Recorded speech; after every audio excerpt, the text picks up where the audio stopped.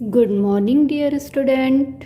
मैं रिंकी अग्रवाल आपका अग्रवाल क्लासेस में स्वागत करती हूँ। आज मैं आप लोग को सीपीयू शेड्यूलर के डिसीजन पॉइंट, प्रीएम्पशन और नॉन प्रीएम्पशन के बारे में बताऊंगी। तो उससे पहले अगर आपको मेरी क्लासेस अच्छी लगती है, मेरे कंटेंट आपको समझ में आते हैं, तो प्लीज़ मेरे इस चैनल को लाइक करिए और सब्सक्राइब करिए ताकि मैं और ज़्यादा से ज़्यादा वीडियो आप तक लेकर आऊँ और आपकी और अच्छे से नेट की तैयारी करवा सकूं। पिछली क्लासेस में मैंने आप लोग को बताया था सीपीयू शेड्यूलर के बारे में, उसके 4 स्टेट के बारे में, वेटिंग और इंटरप्ट भी बताया था। सारी चीज़ें मैंने आपको क्लियर कर दी थी। शॉर्ट टर्म शेड्यूलर सबसे पहले कहाँ पे यूज़ होता है ये देखिए। दो शॉर्ट टर्म शेड्यूलर या सीपीयू शेड्यूलर कहाँ पे यूज़ होता है? रेडी और रनिंग के बीच में यूज़ होता है। तो इस पे चलने से पहले मैं आप लोगों को कुछ बेसिक पॉइंट्स बता देती हूँ। तो बेसिक पॉइंट मैंने यहाँ पे लिख दिया है, आप लोग एक बार रीड कर लीजिए। अगर आप लोग को मेरे ये नोट्स चाहिए तो मैं इसको अपने टेलीग्राम पे डाल दूँगी। आप मेरे टेलीग्राम को ज्वाइन करके उससे नोट्स ले सकते हैं। नीचे डिस्क्रिप्शन बॉक्स पे टेलीग्राम का लिंक मैं शेयर कर दूंगी। तो चलिए देखते हैं सीपीयू शेड्यूलर क्या होता है। शॉर्ट टर्म शेड्यूलर भी कहते हैं। तो शॉर्ट टर्म शेड्यूलर क्या होता है? Short term scheduler select from among the process in ready queue and allocate the CPU to one of them. मैं आपको पहले भी बता चुकी हूँ, जो शॉर्ट टर्म शेड्यूलर होता है वो रेडी से रनिंग स्टेट के बीच में चलता है और रेडी क्यू से ही ये अपने सारे प्रोसेस को लेता है और डिसीज़न देता है। तो उसी बारे में यहाँ पे बताया गया है। जो क्यू होता है मतलब जो प्रोसेस आते हैं वो किसी भी ऑर्डर में आ सकते हैं। तो देखो, सीपीयू शेड्यूलिंग डिसीजन में take place when a process, ठीक है, डिसीजन कब लेता है CPU scheduler? Switches from running to waiting state, जब रनिंग से वेटिंग स्टेट में जाता है, रनिंग से वेटिंग स्टेट में जाता है तब डिसीजन लेता है सीपीयू शेड्यूलर।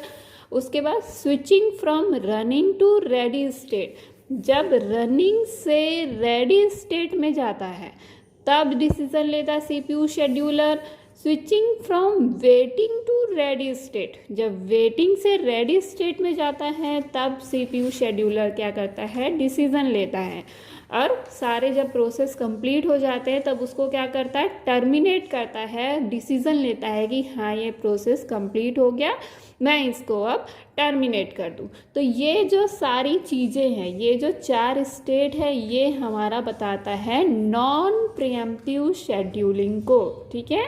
नॉन प्रीएम्प्टिव और प्रीएम्प्टिव शेड्यूलिंग के बारे में मैं अभी आपको बताऊंगी। सीपीयू शेड्यूलर क्या करता है? डिसीजन लेता है। तो डिसीजन ये 2 टाइप से लेता है, एक लेता है प्रीएम्प्टिव और दूसरा लेता है नॉन प्रीएम्प्टिव। ऊपर के जो 4 स्टेप आप लोग को दिख रहे हैं ना, वो नॉन प्रीएम्प्टिव शेड्यूलिंग को डिफाइन करता है। All other scheduling is pre-emptive. चलो अब मैं इसको आपको डिटेल से समझाती हूँ कैसे प्रीएम्प्टिव और नॉन प्रीएम्प्टिव शेड्यूलिंग है। प्रीएम्प्टिव शेड्यूलिंग क्या होता है? मान लो 3 प्रोसेस है, P1 है, P2 है और P3 है, ठीक है। 3 प्रोसेस है, 3 प्रोसेस न्यू रेडी क्यू में है, रेडी से वो अंदर जा रहे हैं सीपीयू में, ठीक है, रनिंग में जा रहे हैं। तो पहले एक प्रोसेस आया, P1 आया, P1 सीपीयू के अंदर है, उसी समय P2 आ गया। तो हम क्या कर सकते हैं? प्रीएम्पशन में सीपीयू का जो P1 वाला प्रोसेस है उसको थोड़े टाइम के लिए स्टॉप कर देंगे और P2 को चला देंगे, ठीक है। उसके बाद मान लो उसी समय P3 आ गया। अब हम क्या कर सकते हैं? P2 को थोड़े समय के लिए स्टॉप कर देते हैं और P3 को सीपीयू में डाल देते हैं। तो ये जो प्रोसेस होता है, मतलब जो ऑनगोइंग प्रोसेस होता है, ऑनगोइंग मतलब कि जो प्रोसेस चल रहा है, ऑनगोइंग प्रोसेस को बीच में रोक कर दूसरे प्रोसेस को रन करना। P1 चल रहा था सीपीयू के अंदर, इसको हमने बीच में स्टॉप कर दिया और P2 को चलाया। तो ऑनगोइंग प्रोसेस को बीच में रोक कर दूसरे प्रोसेस को रन करना क्या कहलाता है? प्रीएम्पशन, ठीक है, प्रीएम्प्टिव शेड्यूलिंग, ठीक। जैसे एग्जांपल आप ले सकते हो, हम मान लो मैं एक पेशेंट हूँ, डॉक्टर के कैबिन में गई, आप भी एक पेशेंट हैं, आपको सिर्फ रिपोर्ट दिखाना है, मुझे बहुत काम है, आपको सिर्फ रिपोर्ट दिखाना है, तो क्या कर सकते हैं, मेरे को बीच में रोक कर आप अपना रिपोर्ट दिखा लेते हैं और आप जल्दी से एग्जिट हो जाते हैं। तो वही चीज़ है, जिसको कम समय लग रहा है वो क्या कर रहा है, थोड़े जल्दी से जाके अपना टर्मिनेट हो जा रहा है, और जिस प्रोसेस को ज़्यादा टाइम लग रहा है वो उसको थोड़े टाइम के लिए बीच में स्टॉप कर देते हैं। ये होता है प्रीएम्प्टिव। ठीक है, नॉन प्रीएम्प्टिव क्या होता है, नॉन प्रीएम्प्टिव में होता है जैसे कि मान लो 3 प्रोसेस इसमें भी हैं, P1, P2, P3, 3 प्रोसेस है, तीनों प्रोसेस CPU में गए। ठीक है, तो सबसे पहले P1 जाएगा।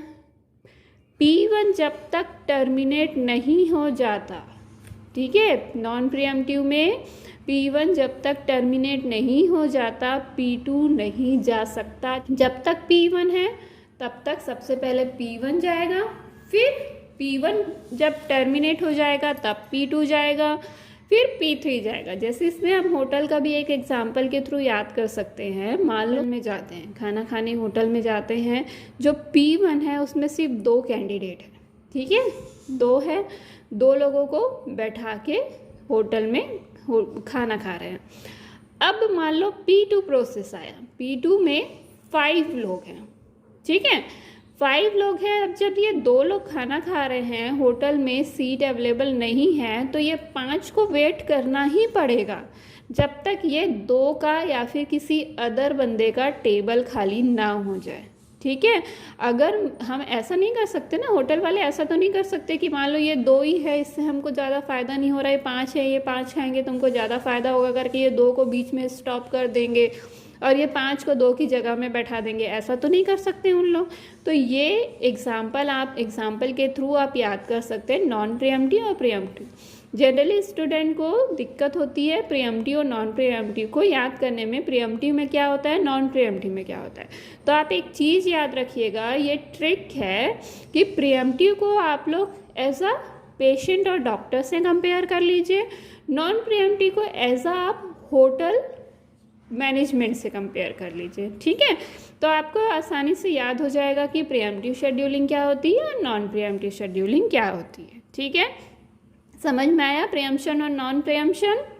ठीक, आई होप आप लोग को समझ में आ गया होगा। अगर आप लोग को कोई भी दिक्कत हो, कोई भी परेशानी हो, या फिर आप लोग कुछ क्वेरी करना चाहते हैं तो नीचे कमेंट बॉक्स पे कर सकते हैं। जो भी क्वेरी हो मैं उसका आंसर ज़रूर करूँगी। ठीक है, अब हम मोस्ट IMP टॉपिक देखते हैं, scheduling algorithm.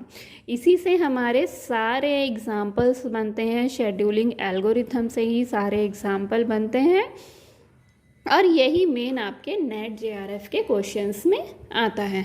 Scheduling algorithm CPU deal करता है। CPU क्या करता है, एक डिसीजन लेता है कि किस टाइप से प्रोसेस को चलाना है।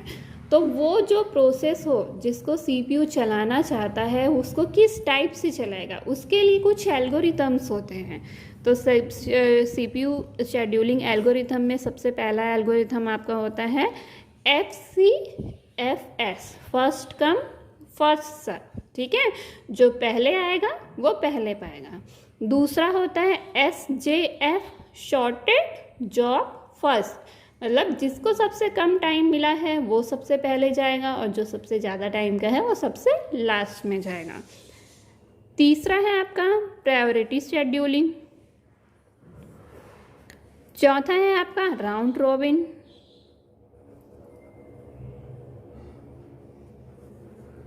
और पांचवा है आपका, इसमें से ये 2 को कभी नहीं पूछता एग्जाम में। ठीक है, मल्टी लेवल क्यू और मल्टी लेवल फीडबैक क्यू को कभी एग्जाम में नहीं पूछता। ये जो 4 शेड्यूलिंग है ये सबसे मेन शेड्यूलिंग है, इसी से क्वेश्चंस बनते हैं और यही आपका एग्जाम में पूछा जाता है। तो सबसे पहले हम देखते हैं FCFS। FCFS का फुल फॉर्म होता है फर्स्ट कम फर्स्ट सर्व। ठीक है, फर्स्ट कम फर्स्ट सर्व मतलब जो सबसे पहले आएगा सबसे पहले पाएगा। आप लोग भी देखे होंगे, अगर आप किसी भी रेलवे स्टेशन पे अगर टिकट काउंटर में लाइन लगते हैं तो जो सबसे पहले लाइन क्यू में खड़ा होता है वही सबसे पहले टिकट लेता है, जो बाद में खड़ा होता है वो बाद में टिकट लेता है। तो उससे ही बोलते हैं फर्स्ट कम फर्स्ट सर्व, मतलब पहले आओ पहले पाओ। तो फर्स्ट कम फर्स्ट सर्व सबसे सिंपल एल्गोरिथम है ये। इसमें जो भी प्रोसेस सबसे पहले आता है, चाहे वो ज़्यादा टाइम का हो या फिर कम टाइम का हो, जो प्रोसेस सबसे पहले आएगा वही प्रोसेस सबसे पहले टर्मिनेट होगा। उसके अलावा हम इसको बीच में प्रीएम्प्ट नहीं कर सकते। नो प्रीएम्प्शन शेड्यूलिंग एल्गोरिथम है ये, नॉन प्रीएम्प्शन शेड्यूलिंग एल्गोरिथम है, इसको हम बीच में प्रीएम्प्ट नहीं कर सकते। तो ये जो first come first serve scheduling algorithm है, पहले मैं आप लोग को first come first serve scheduling algorithm बता देती हूँ। जैसे ये 3 प्रोसेस हैं, P1, P2, P3, ठीक है। ये 3 प्रोसेस है रेडी क्यू में। रेडी क्यू में प्रोसेस है, अंदर प्रोसेसर में गए और ये हो गया कंप्लीट, ठीक है। तो सबसे पहले P1 जाएगा, P1 कंप्लीट होगा, फिर P2 जाएगा, P2 कंप्लीट होगा, फिर P3 जाएगा, P3 कंप्लीट होगा। इस टाइप से जाता है, मतलब फर्स्ट कम फर्स्ट सर्व, पहले आओ पहले। कुछ शेड्यूलिंग के कुछ क्राइटेरिया बता देती हूँ, मोस्ट टाइम भी है, याद रखिएगा। ये आपके न्यूमेरिकल्स में इसी से रिलेटेड क्वेश्चंस बनते हैं। हम CPU शेड्यूलर का यूज़ क्यों करते हैं? हम नॉर्मली भी प्रोसेस को चला सकते हैं, क्या दिक्कत है? सबसे पहला है, हमको क्या चाहिए रहता है? मैक्सिमम CPU यूटिलाइजेशन, ठीक है। हम चाहते हैं कि हमारा जो CPU है वो किसी भी साइकिल में फ्री ना बैठे, उसका ज़्यादा से ज़्यादा यूटिलाइजेशन हो। तो मैक्सिमम CPU यूटिलाइजेशन के लिए हम शेड्यूलिंग का यूज़ करते हैं। दूसरा, मैक्सिमम थ्रूपुट टाइम, ठीक है। ये क्या होता है? थ्रूपुट, हमको मैक्सिमम थ्रूपुट टाइम चाहिए रहता है। ये टाइम क्या होता है?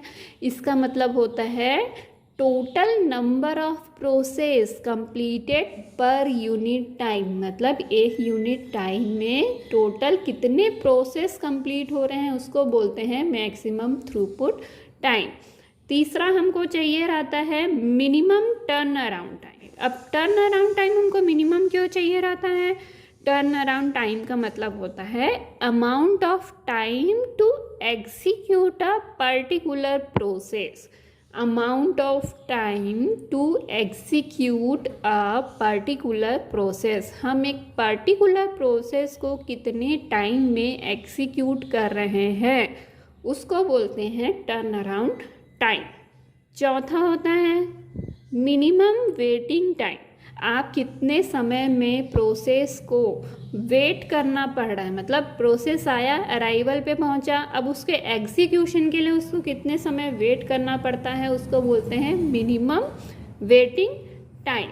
फिर फिफ्थ होता है मिनिमम रिस्पॉन्स टाइम। जो प्रोसेस होता है वो सबसे पहला जब आउटपुट जनरेट करता है तो वो कितने टाइम में आउटपुट जनरेट करता है उसको बोलते हैं मिनिमम रिस्पॉन्स टाइम।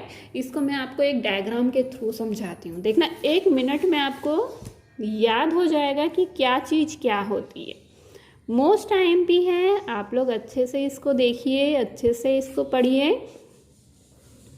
देखिए क्या होता है, ये हमारा प्रोसेस है, ठीक है। ये प्रोसेस जॉब एक ही होता है, ये हमारा प्रोसेस रन कर रहा है, ठीक है। अब प्रोसेस रन किया तो एक टाइम हुआ, ठीक। टाइम में प्रोसेस डिवाइड हो गया। तो सबसे पहले प्रोसेस यहाँ पे क्या हुआ? अराइवल आया, ठीक है। फिर यहाँ पे प्रोसेस क्या हुआ? एग्जीक्यूशन, मतलब रेडी क्यू में गया। फिर यहाँ पे क्या हुआ? फर्स्ट आउटपुट हमारा मिला, प्रोसेस का फर्स्ट आउटपुट मिला। यहाँ पे प्रोसेस क्या हुआ? फिनिश हुआ, ठीक है। फिनिश हुआ, ये हमारा टाइम चला। ऐसे ऐसे हमारा प्रोसेस का टाइम चला। ये एक जॉब था, ये एक प्रोसेस था जो सबसे पहले आया, फिर उसका एग्जीक्यूशन हुआ, फिर उस फर्स्ट आउटपुट जनरेट किया, फिर वो टर्मिनेट हुआ, फिनिश हुआ। तो अब इसमें टाइम पीरियड क्या होता है? देखो, ये अराइवल से एग्जीक्यूशन में जो टाइम लग रहा है ना उसको बोलते हैं वेट टाइम, ठीक है। अराइवल, हमारा प्रोसेस आया लेकिन जब तक वो अंदर नहीं गया, तब CPU में नहीं गया, तब तक वो प्रोसेस करना चालू तो नहीं हुआ, एग्जीक्यूट होना चालू तो नहीं हुआ। तो ये हमारा कहलाता है वेटिंग टाइम, ठीक है। अब एग्जीक्यूशन से फिनिश लाइन तक की जो टाइम है ये हमारा रन टाइम कहलाता है। जो प्रोसेस है वो नंबर ऑफ आउटपुट जनरेट करता है, तो एग्जीक्यूशन मतलब कि स्टार्ट हो गया, प्रोसेस एग्जीक्यूट होना स्टार्ट हुआ। और कब तक एग्जीक्यूट हो रहा, जब तक वो फिनिश नहीं होता, टर्मिनेट नहीं होता। तो ये हुआ हमारा रन टाइम। ठीक है, अब ये जो अराइवल टाइम है, अराइवल टाइम से ये जो फर्स्ट आउटपुट जनरेट करता है, इसको बोलते हैं रिस्पॉन्स टाइम। रिस्पॉन्स टाइम का मतलब होता है प्रोसेस कब रिस्पॉन्स किया। मतलब कोई प्रोसेस हम लोग चला रहे हैं, वो एक आउटपुट हमको जनरेट करता है, तो हमको पता चलता है कि हाँ ये प्रोसेस चल रहा है, तो वो होता है हमारा रिस्पॉन्स टाइम।